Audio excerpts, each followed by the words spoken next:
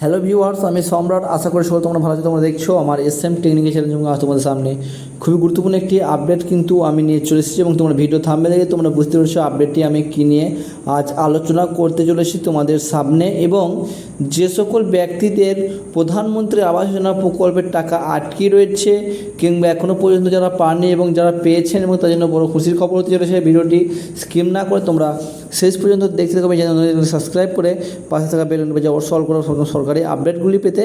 এবং যে সকল ব্যক্তিরা প্রধানমন্ত্রী আবাস যোজনা প্রকল্পের টাকা বা পেয়ে গিয়েছেন এবং 1,20,000 টাকা করে, এবং কিন্তু যেই জব কার্ডের টাকা এবং প্রধানমন্ত্রী আবাস যোজনা প্রকল্পের টাকা পেলে এবং যে জব কার্ডের টাকা দেয় এবং সেই টাকা কিন্তু ইতিমধ্যে আমাদের ওয়েস্ট বেঙ্গলে কিন্তু টাকা ঢুকে গিয়েছে এবং প্রত্যেকটি ব্যক্তির অ্যাকাউন্টে যারা 1,20,000 টাকা করে পেয়েছেন এবং যেই টাকাটা জব কার্ডের টাকা যেটুকু বাকি ছিল এবং সেই টাকা কিন্তু আমাদের প্রধানমন্ত্রী কিন্তু দিয়েছেন রাজ্য সরকারকে এবং ইতিমধ্যে কিন্তু সেই টাকা কিন্তু পেড হয়ে গিয়েছে বলে জানিয়ে গিয়েছে এবং ইতিমধ্যে কিন্তু ব্যাঙ্ক অ্যাকাউন্টে কিন্তু প্রত্যেকটি ব্যক্তির ব্যাঙ্ক অ্যাকাউন্টে কিন্তু ঢুকে চলেছে। এবং এছাড়াও যে সকল ব্যক্তিদের প্রধানমন্ত্রী আবাস যোজনা প্রকল্পের টাকা আটকে রয়েছে বা নাম রয়েছে এবং তাদের জন্য বড় খুশি খবর, এবং কয়েকদিনের মধ্যেই কিন্তু আমাদের মাননীয় মুখ্যমন্ত্রী সেই টাকা কিন্তু দিতে চলেছেন এবং যে সকল ব্যক্তিদের টাকা আটকে রয়েছে।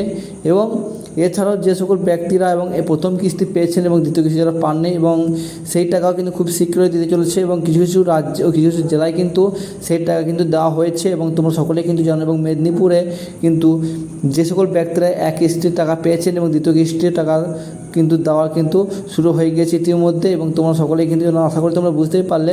এই ধরনের আপডেটগুলো সাবস্ক্রাইব করে পাশে অবশ্যই সরকারের আপডেটগুলো। Thank you. নেক্সট ভিডিওতে ভালো সুস্থ থাকবে। Thank you.